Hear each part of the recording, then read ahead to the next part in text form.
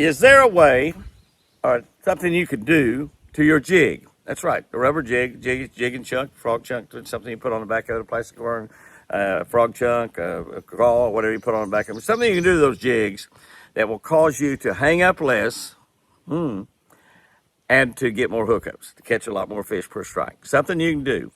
I've got one written down on today's tip, but I thought about another just while I was talking, so I'll give you both of them right after today's Catch a Better Life, Daily Devotional and Scripture from the Catch a Better Life book. If you want to copy this book, you can get it at jimhouston.com. You will absolutely catch a better life if you get involved in this. Subscribe to our YouTube channel by that title, Catch a Better Life. We have 3 YouTube channels. Subscribe to all of them.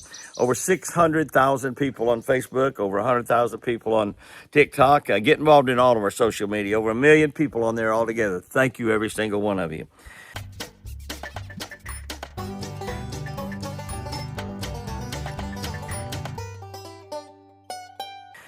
June 24, the scripture for today, 1 Peter 3:12 said, the eyes of the Lord are on the righteous, and his ears are open to their prayers.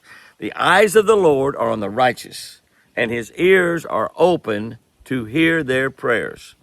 We'll get it right about that, because we know that God's eyes are on everyone, and he knows he listens to everybody's prayers, because we're sinners when we first start praying to him. Here's what I wrote about that. Roland Martin talks about being a line watcher. My buddy Roland, he's taught me so much about fishing all the time in every seminar I've ever heard again. Be a line watcher, be a line watcher, be a line watcher. He's talking about focusing his attention on his fishing line, watching for anything different to happen in that line, a little slack in the line, a little jump in the line, maybe a little flash or a swirl in the water. Set the hook, set the hook. That's Roland's principle. That's my principle as well. That's becoming a lost art with our new electronics that we sometimes, a lot of the fishermen would glue their eyes to them almost, and they don't pay attention to anything else. They can run into another boat out there and not even know it.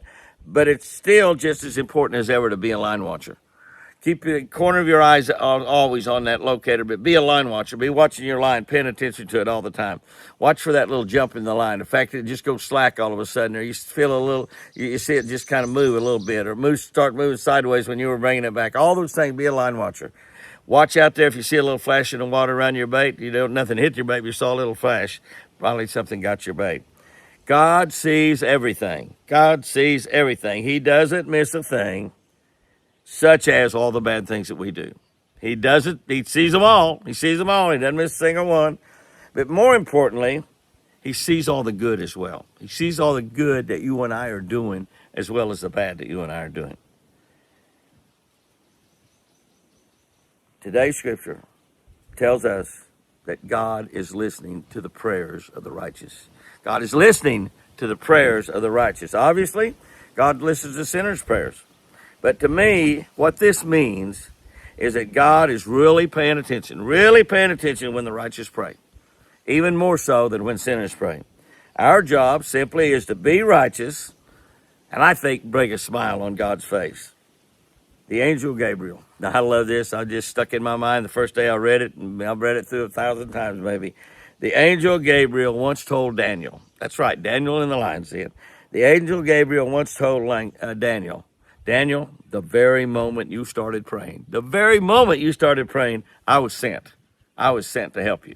The moment he started praying, God sent the archangel to help David, to help Daniel.